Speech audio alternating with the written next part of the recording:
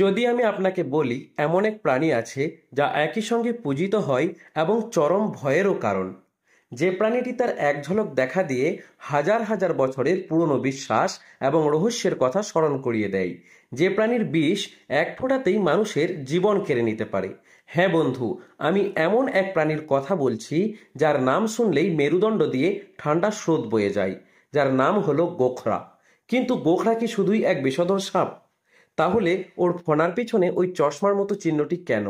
আর এর সাথে কি সত্যিই কোনো রহস্যময় অতীত জড়িয়ে আছে? চলুন আমরা জেনে নিই আজকের এই ভিডিওতে।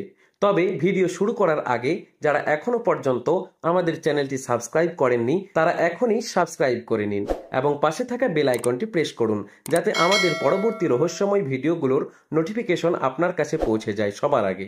আপনাদের সমর্থন আমাদের আরো উৎসাহিত করবে এবং নতুন নতুন রহস্য উন্মোচন করতে সাহায্য করবে। ভারত, বাংলাদেশ, পাকিস্তান এবং শ্রীলঙ্কা সহ সমগ্র ভারতীয় উপমহাদেশে যাকে আমরা গোখরা বলে জানি তার বৈজ্ঞানিক নাম হলো নাজা নাজা। একে ইংরেজিতে ইন্ডিয়ান কোবরা বলা হয়। এর ফণা যখন বিস্তৃত হয় তখন তার পেছনের অংশে দেখতে পাওয়া যায় এক অদ্ভুত চিহ্ন, ঠিক যেন পুরনো দিনের ডাঁটি ছাড়া চশমার মতো দুটি গোল দাগ। এই দাগ দুটি আসলে কি? এর পিছনে কি বিশেষ কোনো উদ্দেশ্য আছে? বিজ্ঞানীরা বলেন এই চশমার মতো চিহ্নটি আসলে এক ধরনের প্রতিরক্ষা ব্যবস্থা। কোনো শিকারী বা বড় প্রাণী যখন গোখরাকে ভয় দেখাতে আসে তখন সাপটি ফণা মেলে ধরে। এই দাগটি দেখে প্রতিপক্ষ ভয় পায় এবং মনে করে এটি বিশাল ভয়ঙ্কর মুখের প্রতিকৃতি। এই দাগটি প্রতিপক্ষকে বিভ্রান্ত করে এবং সাপটির আসল মাথার দিকে মনোযোগ সরিয়ে নেয়, যা সাপটিকে কামড়ানোর সুযোগ দেয়। কিন্তু গোখরা শুধুই তার ফণা দিয়ে ভয় দেখায় না, তার আসল অস্ত্র হলো তার বিষ। ভারতীয় কোবরার বিষ একটি শক্তিশালী নিউরোটক্সিন বিষ। এই বিষ যখন শরীরে প্রবেশ করে তখন এটি সরাসরি স্নায়ুতন্ত্রের উপর হামলা চালায়।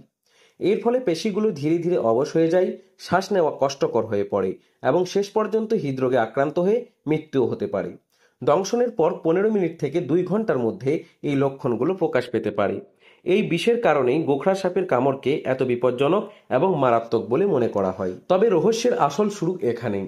গোখরা শুধু একটি প্রাণী নয়, এটি আমাদের সংস্কৃতি এবং হিন্দু ধর্মের একটি অবিচ্ছেদ্য অংশ। হিন্দু ধর্মে গোখরাকে দেবতা রূপে পুজো করা হয়। বাসুকি নামের এক গোখরোকে প্রায়ই দেবতা শিবের গলায় পেঁচানো অবস্থায় দেখা যায়। আবার বিষ্ণু দেবতাকে দেখা যায় যে তিনি শীষনাগ বা অনন্তনাগের কুণ্ডলী পাকানো শরীরের উপর শায়িত অবস্থায় রয়েছে। এই সাপটিকে হিন্দুরা অত্যন্ত শ্রদ্ধা করে এবং নাগপঞ্চমী এবং নাগুলা চাবিথি উৎসবের সময় বিশেষ পুজো করে থাকে। এই বিশ্বাসগুলো কি শুধুই উপকথা, নাকি এর পিছনে কোনো গভীর রহস্য লুকিয়ে আছে? একটি প্রাণী যা জীবনের প্রতীক হিসেবে পূজিত হয়, আবার তার বিষ এক মুহূর্তে সবকিছু কেড়ে নিতে পারে। এই দ্বৈত রূপটিই কি গোখরোকে এত রহস্যময় করে তুলেছে? ভারতবর্ষের বিভিন্ন অঞ্চলে গোখরোকে নিয়ে হাজার হাজার লোককথা প্রচলিত আছে। যেমন একটি বহুল প্রচলিত লোককথা হলো গোখরো সাপ তার রাজকীয়তা, বিশালতা এবং ক্ষমতা দিয়ে অন্য সাপদের থেকে আলাদা। তবে এখানে একটি বিভ্রান্তিও তৈরি হয়। অনেকেই গোখরো সাপকে অন্য কিছু সাপের সঙ্গে গুলিয়ে ফেলেন, যেমন পদ্ম গোখরো বা মনোকল্ড কোবরা। মনোকল্ড কোবরাকে অনেকে সাধারণ গোখরো বলে মনে করেন, কিন্তু খুব সহজেই এই দুটিকে আলাদা করা যায়। মনোকল্ড কোবরা ফণার পিছনে একটি ইংরেজি ও আকারের প্যাটার্ন থাকে, যেখানে গোখরোর ফণার পিছনে থাকে চশমার মতো দুটি গোল দাগ।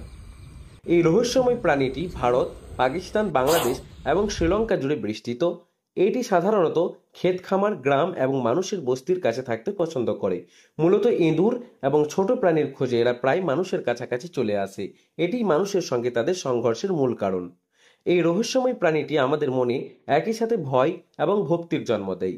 এর ফণার পিছনে চশমার মতো চিহ্ন, এর বিশেষ মারাত্মক ক্ষমতা এবং হাজার হাজার বছরের পুরনো পৌরাণিক কাহিনী একে করে তুলেছে এক চিরন্তন রহস্যের প্রতীক। এটি কেবলই একটি সাপ, নাকি প্রকৃতির কোনো এক সৃষ্টি যা আমাদের নিজেদের অস্তিত্ব, ভয় এবং ভক্তির এক অদ্ভুত মিশ্রণের কথা মনে করিয়ে দেয়?